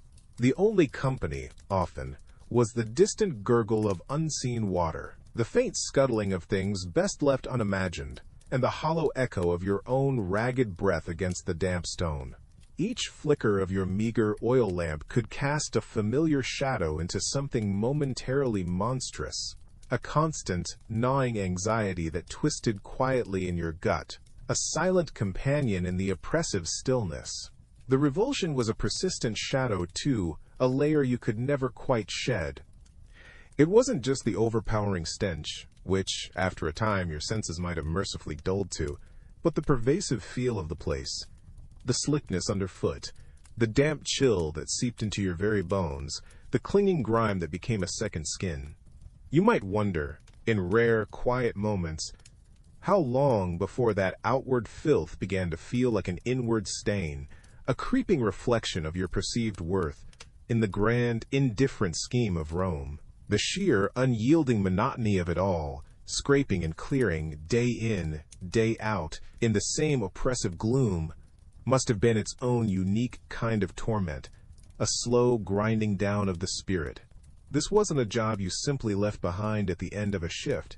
Its essence clung to you, a persistent miasma of memory and sensation. The quiet terror of a sudden surge of water from an unseen sluice, the constant low hum of fear of being trapped, of invisible gas pockets silently waiting to steal your breath. What did one even cling to, down there in the murky belly of the beast, to keep the tendrils of despair from consuming you whole? Perhaps, for some, it was merely the primal instinct to survive. however grim the circumstances. For others, maybe the deep, unyielding darkness eventually became a strange, unwelcome solace, a world entirely apart from the one that had, in its majestic progress, condemned them to it. But what of the spirit, day after relentless day? Imagine, if you will, waking, if you could even call it that, knowing that the cloaca maxima awaited. Not with any grandeur, no, but with its familiar, suffocating embrace. The same rank air, thick enough to almost chew, coating your tongue, your throat. The same chorus of drips and scuttles, the same glint of something unnameable in the faint, flickering light of your oil lamp. Each shift, an echo of the last, a grim promise of the next. How long, truly, could a mind endure such an assault without fraying, without the vibrant colors of thought turning to a uniform, sludgy gray? Did they sing silent songs, recite forgotten poetry, or perhaps fixate on a single cherished memory, a sunlit field, a kind face, anything to build a fragile wall against the encroaching nothingness? Or did the darkness seep in, not just around them, but within them, until the thought of sunlight itself became a painful, distant ache? It's a sobering thought, isn't it? To consider that point where the will to simply place one foot in front of the other, to draw one more shallow, foul breath, might finally falter, when the mind, battered by the sheer unending weight of it all, could no longer conjure even the faintest illusion of purpose, or even a flicker of that primal instinct. What then? What becomes of a soul when even the grim solace of the sewer offers no more refuge? But even when the spirit teeters on that precipice of despair, the body has its own stubborn demands.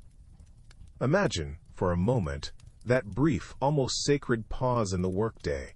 You've found a slightly wider ledge, perhaps, or a crumbling alcove where the torrent of waste flows a little further away. The air here is still thick, a cloying miasma of everything a city discards, but maybe, just maybe, a fraction less potent than the suffocating depths you've just endured. A sliver of weak, watery light might even filter down from a distant, grime-caked grate high above, painting a ghostly pattern on the slick, weeping walls. From a fold in your tunic, stiff with dried filth, you pull out your midday meal. It's a hunk of dark, coarse bread, likely stale the moment it was baked. Your hands, caked with unimaginable grime, are your only tools. There's no thought of washing. The water around you is the very essence of contamination. You sit, back pressed against the cold, damp stone, and chew slowly, methodically. The bread is gritty, almost tasteless, but it's sustenance. It's a temporary dam against the gnawing emptiness in your stomach. For these few precious minutes, the only sounds are the relentless drip of unseen water, the distant mournful sigh of the city's underbelly, and the quiet crunch of your own eating. Is this peace? Or merely a momentary truce in an unending war against filth and exhaustion? The taste of the bread might even mingle with the phantom taste of the sewer itself, a grim communion. And then, all too soon, the meager warmth it provides fades, and the chilling dampness of your subterranean world reasserts its claim, urging you back into the flow. Hours more of that relentless flow have passed. Hours of scraping, of sloshing, of breathing in the thick, cloying air. Each movement is a protest from aching muscles, each breath a reminder of where you are.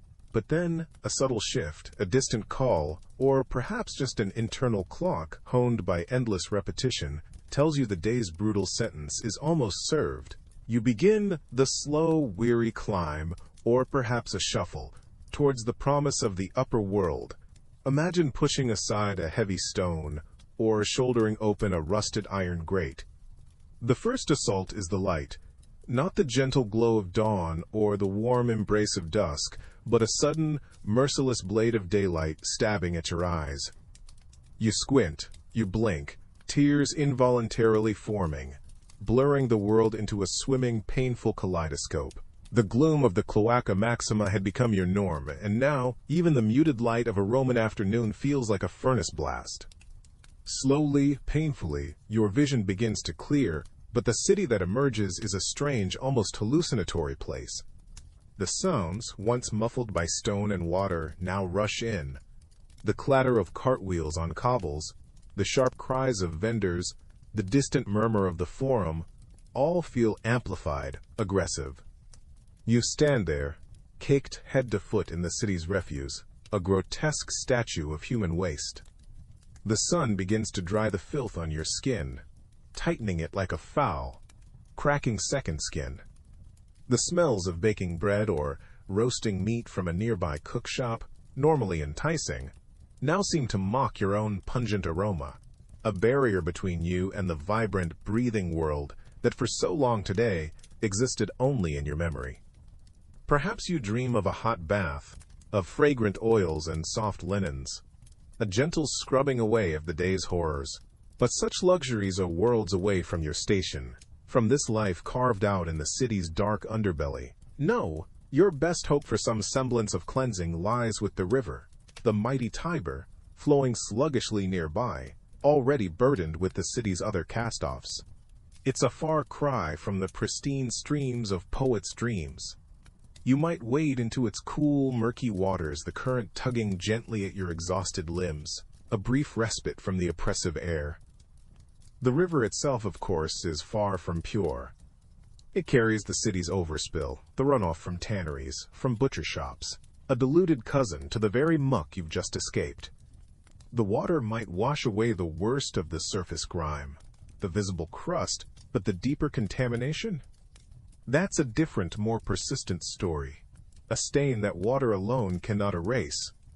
The stench, that cloying, inescapable perfume of Rome's digested life, has seeped into your very pores, into the rough weave of your tunic. It clings to your hair, lodges stubbornly beneath your fingernails, a scent that no amount of river water can truly banish. Your skin, though rinsed, would still feel not clean, but perhaps less immediately offensive to others from a distance. Up close, however, the truth would be undeniable. A subtle phantom slickness, a memory of the depths. This ingrained filth is more than just discomfort. It's a brand, a constant, unspoken announcement of your place in the world. It's a barrier, more potent than any wall, separating you from those who walk the sunlit streets smelling of herbs or incense, or simply, of nothing so foul. Even if you could scrub for hours with the harshest lye soap, the memory of the day, the feel of it, the deep-seated aroma of it, would linger in your mind. A shadow the Tiber's waters could never quite wash away. The river offers a rinse, not a rebirth, and that shadow, that lingering contamination, wouldn't just be on your skin or in your mind. It would seep into your very being. The air you'd be forced to inhale, heavy with the fumes of human waste, perhaps a biting ammonia tang mixed with the cloying sweetness of decay, would begin its insidious work on your lungs. Imagine a persistent, rasping cough becoming your unwelcome, constant companion, each breath a shallow, unsatisfying effort, a slow tightening like invisible spectral hands around your chest. The taste of metallic dust and something anciently rotten might always seem to be at the back of your throat. Your skin, perpetually damp and exposed to a chemical soup of unknown irritants and infectious agents, would likely become a painful tapestry. Think of rashes that bloom like angry red weeds, sores that weep and refuse to heal, an itch that starts as a tickle and matures into a relentless, maddening burn. The slightest movement might crack the fragile, inflamed surface, a fresh sting reminding you of your environment. These aren't temporary discomforts. They become chronic companions, etching themselves into your existence. Debilitating fevers might sweep through you, leaving you progressively weaker, your body a reluctant host to countless unseen invaders. Survival, in this context, becomes a grim lottery. While senators debated and merchants prospered bathed in sunlight, your years would be counted in a different, much crueler currency. A drastically reduced life expectancy wasn't just a risk. It was almost a certainty. The grand cloaca maxima, a marvel of Roman engineering, was efficient at carrying away the city's refuse, but it was equally, tragically efficient at eroding the health, and ultimately, the lives of those who toiled within its oppressive darkness. Retirement wasn't a distant dream, It was, for most, an impossible one. Retirement, an impossible dream. Now, let's gently consider just for a moment you transported back. Not as a robust Roman, hardened from birth to a world teeming with dangers we've long since sanitized away, but as you are now. Imagine stepping from your clean, well-lit world directly into the heart of that flowing darkness, the cloaca maxima, the air immediately heavy and close around you, thick with an ancient, palpable dampness. The first thing to overwhelm you wouldn't be the gloom, though that would press in from all sides, absolute and disorienting, swallowing any faint glimmer of distant light. No, it would be the smell. A rich, complex tapestry of human waste, rotting food, animal refuse, and the deep, earthy scent of ancient, slime-coated stone, all clinging to the air like a heavy, wet cloak. Your lungs, accustomed to filtered air, would instinctively try to reject it, each breath a conscious, unpleasant effort. Your eyes, even if they could pierce the Stygian blackness, would sting fiercely from the ammonia. And then, the unseen. Every splash, every slick, uneven surface underfoot would be a thriving metropolis of bacteria and viruses entirely alien to your 21st century immune system. Diseases we now only read about in history books, dysentery, typhoid, cholera, would find a welcoming, tragically unprepared host in you. The very water, seeping into your inadequate footwear, clinging to your skin with a chilling persistence, could be a death sentence, delivered slowly. Even before the back-breaking labor began, before you'd even lifted your first crude tool in that suffocating, reeking atmosphere, your body would likely be staging a silent, desperate retreat. A single day? It's a gentle, perhaps even generous, overestimation of your chances. The city above might gleam with marble and ambition, but down here, survival was measured in gasps and prayers unheard.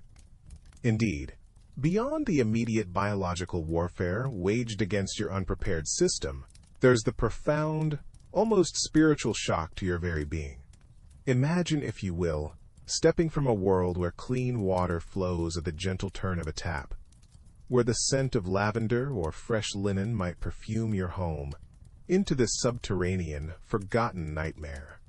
Your 21st century senses, so carefully cultivated and accustomed to a far more sanitized, almost curated existence, would recoil in an almost physical, involuntary way.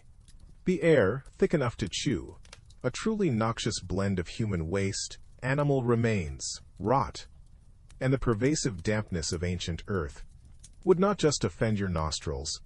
It would feel like a suffocating, invisible blanket, heavy and cloying.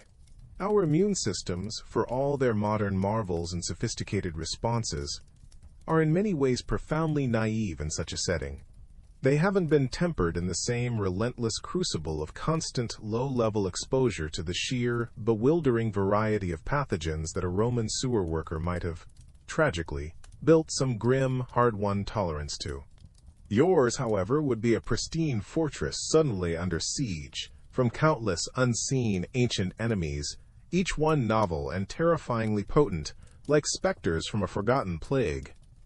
And then, there's the quiet erosion of the mind.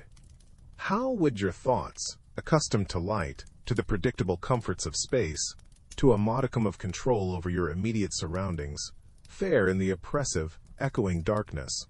Down there, the only certainties are the constant, chilling reminders of what flowed mere inches away, the unseen skittering in the periphery, and the weight of the city above. The psychological toll, the slow creep of despair in that Stygian gloom, might be as swift and devastating as any physical malady, leaving you adrift in a tide of filth and fear. Beyond the slow fracturing of the mind, let's gently shift our focus to the simple, brutal truths of the body. Today, if you were to even consider such a descent, you'd be encased, wouldn't you? Swaddled in layers of modern alchemy, hazmat suits that gleam under torchlight, heavy-duty gloves impervious to nearly everything, respirators filtering the very air before it reaches your lungs. These are your silent, unseen guardians, your shields against the teeming, invisible armies of bacteria and the corrosive touch of a city's waste. Now, let's peel those layers away, one by one, until you stand as a Roman sewer worker might have, clad perhaps in a single, coarse woolen tunic, already clinging unpleasantly with the permeating subterranean damp. Your hands are bare, calloused maybe, but utterly vulnerable. Your feet, if not bare themselves, are likely shod in simple leather sandals, offering scant defense against the slick, refuse-strewn floor, or the sharp edge of a discarded amphora shard. Every scrape against the unyielding slime-coated stone, every unavoidable splash of that chilling, vile water, is an open, festering invitation for infection. There are no antiseptic wipes tucked into a belt pouch here, no neatly packaged bandages, no hurried trip to an emergency room for a tetanus shot. A cut that today might warrant a quick wash and a small plaster could, in ancient Rome's underbelly, easily become a creeping death sentence, delivered slowly by raging fever and putrefying flesh. And what of illness? With no understanding of germ theory, no antibiotics gleaming in a physician's bag, your immune system would be locked in a desperate, unaided battle against foes it cannot see, arriving with every gulp of tainted air or accidental swallow of contaminated water. You are, in this forgotten world, utterly, terrifyingly exposed. Yet, amidst this constant, unseen battle with infection and injury, there's a profound, almost uncomfortable truth to confront.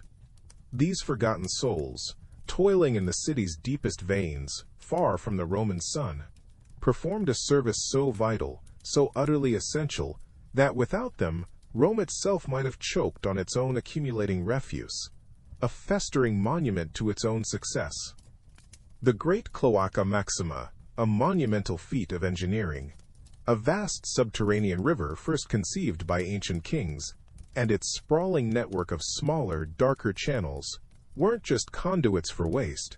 They were the city's hidden circulatory system, tirelessly flushing away the potential for devastating plagues before they could truly take root amongst the populace above. Imagine, for a moment, the world far above your head, bustling with the vibrant cacophony of life. The distant rumble of iron-shod chariot wheels on stone, the murmur of crowded market squares, perhaps even the faint, almost unimaginable scent of baking bread or temple incense carried on a cleaner breeze. That relative public health, that remarkable ability for hundreds of thousands, even 1 million souls at Rome's zenith, to live packed so tightly together without succumbing to constant, overwhelming waves of sickness, was purchased, in no small part, by your hypothetical, agonizing labor in the suffocating darkness below. Every section of slimy, algae-slicked stone you might have painstakingly scrubbed, every fetid blockage of accumulated filth and debris you might have cleared with crude, heavy tools in the dim, flickering lamplight of a sputtering oil lamp, contributed to a fragile, unseen shield against disease. It was thankless, anonymous, and perilous beyond modern comprehension, but it was a shield nonetheless, protecting the vibrant, teeming city that often forgot, or perhaps chose to conveniently forget, the miasmic darkness that ran like a guilty secret beneath its polished marble facades and sun-drenched forums. Their unseen efforts were the silent, unacknowledged guardians of public health, a grim, necessary foundation for the grandeur and endurance of Rome. So, as the city above bustled, as senators debated and merchants hawked their wares, these workers toiled in a world few ever saw, or even dared to imagine. Their existence was a constant gritty ballet performed in the oppressive darkness, a dance with danger where one misstep, one moment of lapsed caution, could lead to a swift, inglorious end. The air they breathed, thick with ammonia and the ghosts of 1 million meals, clung to their skin like a second, unwelcome garment. The constant dampness seeped into their bones, a chilling companion that never truly left, even when they emerged, blinking, into the Roman sun. Imagine, if you can, the weight of that anonymity. To know your daily struggle, your near superhuman endurance against such overwhelming filth and risk, was the very bedrock upon which the glitter of empire rested, yet to receive no statues, no poems, no public thanks. Just the silent, churning flow of waste and the knowledge that tomorrow would bring more of the same. Their reward was simply the continued functioning of the city, a city that perhaps preferred not to dwell on the price paid for its sanitation. And so, as you drift now, cocooned in comfort, spare a quiet thought for these shadowy figures of the past. The asterisk clocarii, the sewer keepers of Rome. Their names are lost to us, swallowed by the very tunnels they maintained. Yet, in their unimaginable daily sacrifice, in the fetid darkness they navigated so that others could walk in light and relative cleanliness, there lies a profound, if unsettling, truth about the foundations of civilization. These forgotten souls, their bodies likely worn down long before their time, held up an empire, one dripping, treacherous passageway at a time. Let their unseen labor, at least for a moment, be seen in your mind's eye, a silent testament to the resilience and the often harsh realities that underpin even the most celebrated chapters of history. Thank you for joining us on PlotFall. Until our next story, may your thoughts be calm and your rest deep.